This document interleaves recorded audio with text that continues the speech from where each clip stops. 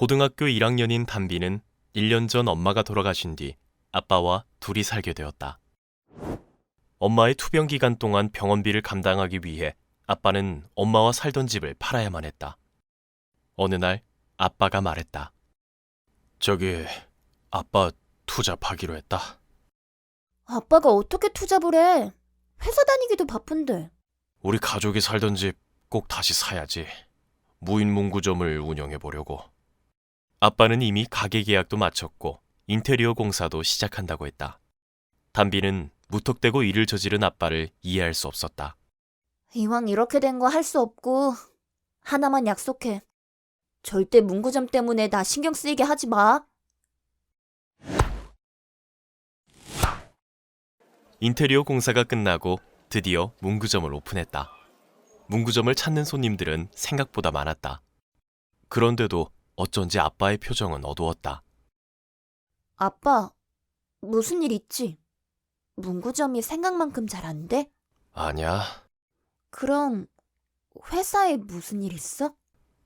아빠가 망설이다가 어렵게 입을 열었다. 아빠 2달 정도 해외 출장 가게 될 것 같아. 문구점을 휴업하는 건 말도 안 되는 일이었다. 월세나 대출이자 관리비도 문제였지만 이제 막 오픈한 가게가 문을 닫으면 다들 망한 줄 알게 뻔했다. 아빠가 출장을 갈 때까지 알바는 구해지지 않았고 결국 담비가 문구점을 맡게 되었다. 무인 문구점인데도 청소나 재고 관리 등 은근히 할 일이 많았다. 어느 날 담비가 청소 도구를 꺼내려고 창고 문을 열었는데 구석에 있는 낡은 화구통이 눈에 들어왔다. 화구통의 하단에는 2글자가 적혀 있었다. 허현? 뚜껑을 열어보니 그리다만 그림 한 장이 들어있었다. 미완성인데도 무척 아름다운 그림이었다. 뭐야? 누가 1000년 전에 버린 것 같네. 담비는 화구통을 제자리에 놓고 집으로 돌아갔다. 다음 날 문구점에 들른 담비는 깜짝 놀라 소리를 질렀다. 매장이 엉망이 되어 있었다. 놀란 담비는 스마트폰을 꺼내 CCTV를 확인했다. 밤 10시쯤 스티커가 붕 뜨더니 여기저기 붙었다. 그 다음에는 색연필이 저절로 움직이며 그림이 그려졌다. 담비는 그 장면을 보고도 도저히 믿을 수가 없었다. 그때였다. 나를 깨워주어 고맙소. 뒤를 돌아보니 아이돌만큼 잘생긴 남자가 희한한 옷을 입고 화구통을 들고 웃고 있었다. 담비는 다리에 힘이 풀려 주저앉고 말았다. 누구세요? 나는 허현이요. 남자는 자신이 조선시대 그림 그리는 관청인 도화서의 화원이었으며 억울한 죽음을 당해 죽음이 잠시 보류된 자라고 했다. 누군가가 자신을 깨운 날로부터 100일 안에 생전의 기억을 되살려 그림을 완성해야만 모든 한을 풀고 이승을 떠날 수 있다는 것이다. 억울함을 풀지 못한 영혼은 원귀가 되어 그리하면 낭자와 낭자의 점포에 나쁜 일이 일어나겠지요. 낭자가 나를 좀 도와줘야겠소. 담비는 어느새 두려움이 사라지고 화가 났다. 문구점을 엉망으로 만들어 놓다니. 도와주지도 않으면 나쁜 일이 일어난다니. 부들부들 떨던 담비가 소리쳤다. 뭘 도와요, 돕기는. 내 당분간 이곳에서 지냈으면 하오. 담비는 기가 차서 말했다. 진짜 어이가 없네. 싫다면요? 보아하니 부리는 사람 하나 없이 낭자 혼자 고생하던데 내가 여기서 일하면 어떻겠소? 돈은 받지 않겠소. 알바가 있으면 공부하는 시간을 쪼개지 않아도 된다.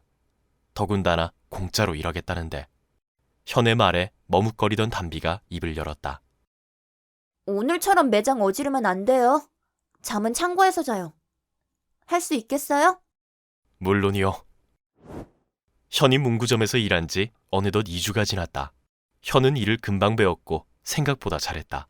그 사이 부쩍 친해진 현과 담비는 친구처럼 지내기로 했다. 어느 날 문구점에서 물건을 정리하던 현은 어지러움과 함께 찰나의 기억이 떠올랐다. 2 남자가 마주보고 서 있었다. 둘 중 한 남자가 자신의 눈을 찌르고서 피를 뚝뚝 흘리는 장면이었다. 현은 끔찍한 두려움을 느꼈다. 도대체 무슨 일이 있었던 것일까? 담비가 주말 학원 수업을 마치고 문구점에 들렀더니 현이 어깨를 축 늘어뜨린 채 앉아 있었다. 그 모습을 보고 걱정이 된 담비는 일부러 목소리 톤을 높여 말했다. 안 되겠다. 오늘은 밖으로 나가자. 담비와 현은 놀이동산으로 갔다. 놀이기구를 탈 때 현의 표정이 잠깐 안 좋아 보이긴 했지만 두 사람은 모처럼 즐거운 시간을 보냈다. 집으로 가는 지하철 안에서 현이 말했다.